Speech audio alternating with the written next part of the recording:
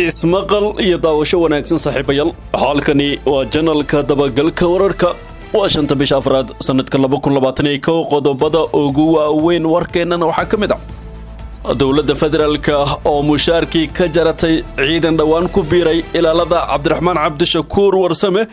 iyo siyaasiga Cabdiraxmaan Cabdishakuur Warsame oo shaaciyay shakhsiyaad uu ku sheegay in farmaajo ay ka soo horeeyaan wasiir sare oo ka socda dowladda Zambia oo si weyn loogu soo dhaweeyay magaalada Hargeysa Xasan Sheekh Maxamuud oo faahfaahin ka bixiyay qorshe uu sheegay in lagu dili rabay isaga iyo Sheekh Shariif Sheekh Axmed dowladaha Mareykanka iyo UK oo u hanjabay madaxda dowladda federaalka kuwa maamul goboleedyada qaramada midoobay oo war culus ka soo saartay shirka Afisione ciidamada Kenya oo qarax lagula beegsaday Lamu iyo Masar oo fursadii ugu dambeysay siisay Ethiopia iyo dagaal laga cabsi qabo intaasi saaxiibayaal waxay ahaayeen qodobada ugu doorkaroon warka janalka dabagalka wararka haddii aad ku cusubtahay janalkan ku soo biir oo subscribe sar muuqaalka laagsar qaybta hoose commentiga nagula wadaag aragtidaada shirkada oo la wadaag saaxiibada kuma hadsan inaad ka mid tahay saaxiibada dhawey janalkan haatan warkii oo fidsan dowladda federaalka oo mushaarkii ka jartay ciidan dhawaan ku biiray ilaalada Cabdiraxmaan Cabdishakuur Warsame dowladda Soomaaliya ayaa bilowday in cadaadis ay saarto askarta ka diiwaan gashan isla markaana ku maqan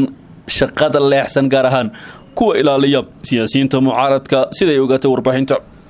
mas'uuliyiin ka tirsan xisbiga wadajir ee uu hogaamiyo Cabdiraxmaan Cabdishakuur Warsame iyo taliska militariga Soomaaliya ayaa warbaahinta u sheegay in loo sheegay in mushaarka laga joojiyay ciidan ku dhow 70 askari ciidanka lacagta laga joojiyay ayaa intooda ugu badan ilaalow ah musharax madaxweyne Cabdiraxmaan Cabdishakuur Warsame oo badankood ay ku biireen ilaaladiisa iyo Generaal Sheekh Yuusuf Maxamed Siyaad Indhacde oo isna ku dhow mucaaradka Cabdiraxmaan Cabdishakuur Warsame ayaa horey u lahaa ilaalo gaar ah oo aan ka tirsanayn ciidanka xoogga Soomaaliya oo gaaraya ilaa 12 ha yeeshee kadib weerarkii dhacay 19 Febraayo ee lagu qaaday mucaaradka qaarkood ayaa waxa ku biiray ilaalo ku beelah oo qaarkood ka yimid dhanka Indhacde oo sidoo kale isku jufayeen ciidankani ayaa la sheegay inay xoojinayeen ilaalada Cabdiraxmaan Cabdishakuur Warsame iyagoo ka cabsi qaba weerar ay mar kale ku qaado dowladda kadib weerarkii dhacay 3 sano ka hor ee ilaaladiisa lagu dilay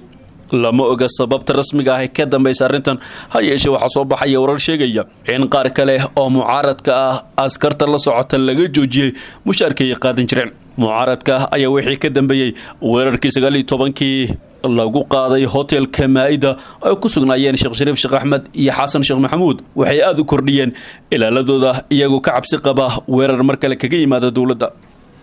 geesta kalena ayay yihiin shakhsiyaadka uu sheegay Cabdiraxmaan Cabdishakuur Warsame inay ka soo horeeyaan farmaajo siyaasiga Cabdiraxmaan Cabdishakuur Warsame ayaa dhawaan sheegay in farmaajo isagoon afka kala qaadin ay jiraan rag ka soo horeeya oo u doodayay intii uu socday shirkii u dhaxeeyay madaxda dowladda federaalka iyo kuwa maamul goboleedyada ee Afisione Cabdiraxmaan Cabdishakuur Warsame ayaa sheegay in shakhsiyaadka ka soo horeeya madaxweyne farmaajo oo la fahamsan yahay in uu la jeedo qaar ka tirsan madaxda maamul goboleedyada ay ku doodayaan isla markaana ay leeyihiin looma baahna in laga hadlo mudaxileedka dhamaaday ee baarlamaanka iyo madaxweynaha maxaa looga baahan yahay in looga hadlo weerarkii habeenkii iyo subaxii 19 Febraayo dhacay looma baahna in midowga musharaxiinta iyo wakiilada Somaliland dooda ay qabaan la dhageysto looma baahna in damaanad loo helo fulinta heshiiska waxa uu yiri taasi waxay ka dhigan tahay in la galo doorasho uu farmaajo musharaxiinta la tartamaysa weerari karo xildhibaanka uu diidan yahay baarlamaanka ka xiran karo madaxweyne goboleedna uusan Muqdisho si nabada musharaxii uu doono ugu ololeyn karin waxaana la kala doorasiinayaa muddo kororsi mise doorasho qorayga caaradiisa ah sidaas waxa yiri Cabdiraxmaan Cabdishakuur Warsame warbaahinta ayaa ogaatay in shakhsiyaadka uu Cabdiraxmaan Cabdishakuur Warsame sheegayo ay yihiin madaxweynayaasha Galmudug iyo Hirshabelle qoorqoor iyo Guudlaaw ayaa la sheegay in si gaar ah ay kaga diideen Saciid iyo Axmed Madoobe in madaxweyne farmaajo ay kala hadlaan wax quseeya arrimaha Muqdisho sida weerarkii 19 Febraayo iyagoo ku dooday inaysan mataleen sidoo kale labadan madaxweyne ayaa u muuqda inay yihiin kuwa aad ugu dadaalaya inaan la qaadan shuruudaha Axmed Madoobe iyo Saciid ay ku xireen ka qaybgalka shirka looga hadlayo arrimaha doorashooyinka iyagoo ku doodaya in ajandaha aan lagu soo darin wax ka baxsan heshiiskii hore loo gaaray ee 17 Sebtembar wada hadalka siyaasadeed ee u dhaxeeya madaxda dowladda federaalka ee mudaxileedkoodu u dhamaaday iyo dowlad goboleedyada ayaa ah fursadii ugu dambeysay ay kaga xaajoonayaan arrimaha doorashooyinka gaar ahaan caqabada hortaagan. dhinaca kalena wasiir sare oo ka socda dowladda Zambia ayaa gaaray Hargeysa. wafdi ka socda dowladda Zambia ayaa maanta gaaray magaalada Hargeysa ee caasimadda Somaliland, halkaas oo si weyn ugu soo dhaweeyay wasiir ku-xigeenka ahna kusimaha wasiirka arrimaha dibadda Somaliland. wafdigan waxaa hogaaminaya wasiirka wasaaradda cadaaladda dalka Zambia Kafan Lubinda, waxaana saacadaha soo socda kulamo kala duwan uu la qaadan doona madaxda ugu sarreysa ee Somaliland. sida ay ogaatay warbaahinta, wafdigan ka socda dalka Zambia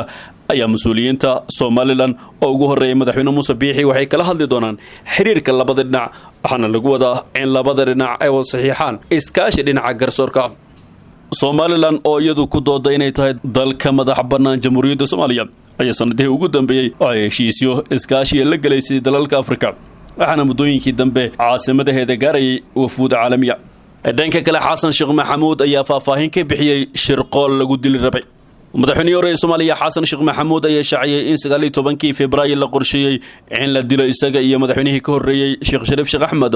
xilli ay ku sugnaayeen hotel ku dhex yaala xayndaabka madaxtooyada Soomaaliya. xasan sheekh oo wareysigan oo dhinacyo badan taabanaya siiyay mid ka mid ah idaacadaha Muqdisho ayaa si qoto dheer kaga hadlay khilaafka siyaasadeed ee dalka, isagoo dhaliisha ugu badan dusha ka saaray madaxweynaha muddaxileedkiisu dhamaaday Maxamed Cabdullaahi Farmaajo. waxa uu sheegay in dowladdu uu hogaamiyay madaxweyne Farmaajo ay bahdishay ciidanka qaranka oo kalsoonidii shacabka ay ka sii lumayso. wiilasha hogaamiyana aysan kala garanayn waxa sharciga ah iyo waxa aan sharciga ahayn, sida uu sheegay xasan sheekh. sidoo kale, xasan sheekh maxamuud ayaa sheegay in sanadkii 2018 ay la kulmeen Farmaajo iyagoo ka dalbaday in aan la siyaasadeen ciidanka qaranka, balse taasi uusan dhegjalaq u siin, sida uu sheegay xasan. madaxweyne xasan sheekh maxamuud waxa uu sheegay in dadka loo adeegsaday ciidanka qaranka ee loo diray inay soo dilaan uu isagu ka mid yahay. dadka lagu dulmiyay ciidanka qaranka ee lagu amray inay soo dilaan ayaan ka mid ahay. way joogaan saraakiishii, maalin ayaa la gaari doonaa, la isla xisaabtami doono, ka fiirsada ayaan leeyahay amarada la idin siinayo, ayuu yidhi xasan sheekh maxamuud. waxa uu intaasi ku daray, annagoo bannaanbax nabadeed ku baaqnay oo meeshii bannaanbaxa agteeda usii hooyanay, meeshii bannaanbuxu ka dhici lahaana hal la baara dhahnay, iyaan dadka miino iyo wax loogu aasine ayay ciidamada dowladdana soo weerareen, laakiin tabarta ayaa u deerisay ee ujeeddadu inayna dilaan ayay ahayd. kadib iskahorimaad ayay ku dhinteen la yidhaahdo. marka madaxweynahan waa nin raba inuu colaad ka shaqeeyo, ayuu yidhi xasan sheekh maxamuud. sidoo kale waxa uu sheegay in laga soo bilaabo sanadkii 2018 ay madaxda dowladdu daandaansi ku hayeen isaga iyo madaxda kale, balse aysan bixin jawaabtii laga doonayay oo uu qabo inay tahay gacan ka hadal. dhinaca kalena, dowladaha Mareykanka iyo UK ayaa u hanjabay madaxda dowladda federaalka iyo kuwa maamul goboleedyada. madaxda dowladda federaalka iyo kuwa maamul goboleedyada ayaana weli ku heshiin doorashada waqtigeeda la dhaafay ee dalka ka dhacaysa, waxaana weli khilaaf xoogan uu ka taagan yahay qabashada doorashada iyo sida loo wajahayo. golaha ammaanka ee qaramada midoobay oo qabtay dhowr mar shirar looga hadlayay xaaladda siyaasadeed ee Soomaaliya, gaar ahaan khilaafka ka taagan doorashada, ayaa horey ugu baaqay madaxda Soomaalida in xal degdeg ah ay ka gaaraan khilaafka doorashada. dowladaha Mareykanka iyo UK oo ka mid ah shanta dowladood ee golaha ammaanka ee qaramada midoobay ku leh codka ama awoodda qayaxan ayaa markan fariin hanjabaada u soo diray madaxda dowladda iyo kuwa maamul goboleedyada.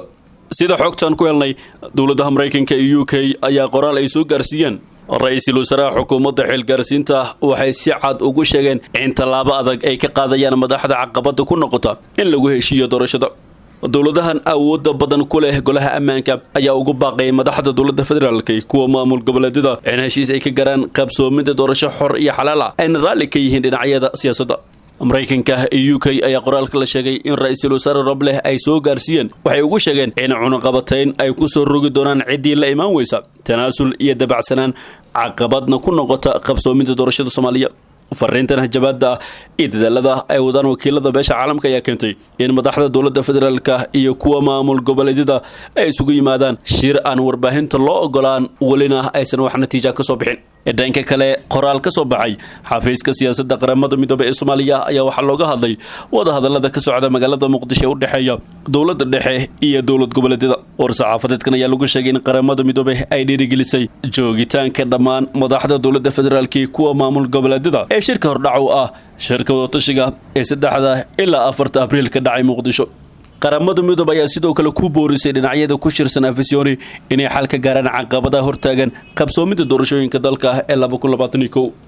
dacwada kalena warar kala duwan ayaa laga helayaa qarax lala beegsaday ciidamo ka tirsan kuwa Kenya xilli ay marayeen magaalada Lamu ee dalkaasi Kenya.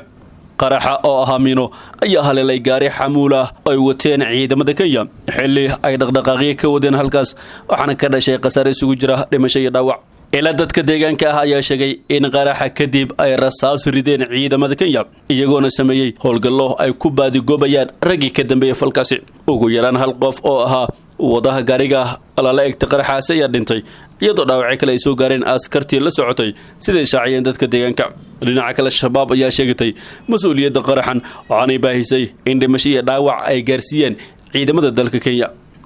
weli ma jiro waxaa daloo ka soo baxay saraakiisha ammaanka ee dowladda Kenya oo ku aadan qaraxaasi la sheegay in waxyeelo lagu gaarsiiyey ciidamada dalkaasi. ugu dambeynna Masar ayaa fursadii ugu dambeysay siisay Itoobiya iyo dagaal laga cabsi qabo. kulanka ugu dambeeya ee u dhaxeeya Masar, Suudaan iyo Itoobiya ee la xiriira biyo-xireenka ay Itoobiya ka samaysanayso wabiga Nile waa fursadii ugu dambeysay ee heshiis lagu gaari karo ka hor inta aysan Itoobiya dib u bilaabin buuxinta biyo-xireenka. waxaa sidaas lagu sheegay bayaan ay soo saartay Axaddii dowladda Masar.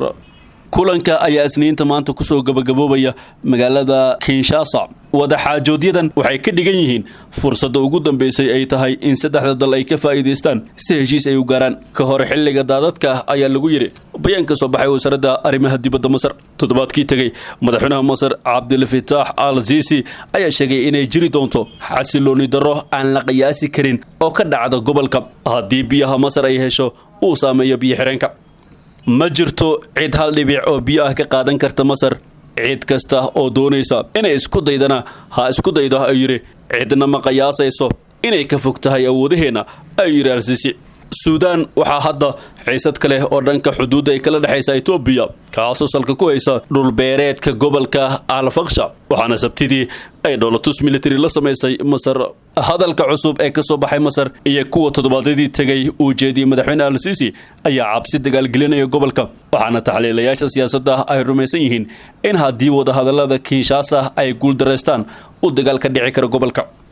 gudaana saaxiibayaal waa naga intaa warka janalka dabagalka wararka. haddii aad ku cusubtahay janalkan kusoo biir oo subscribe sar muuqaalka lagsar qaybta hoose ee commentiga nagula wadaag aragtidaada shargare oo la wadaag saaxiibada. ku mahadsanid inaad daawato warkan mid ka xiga intaan ku kulmi doono. nabadgelyo.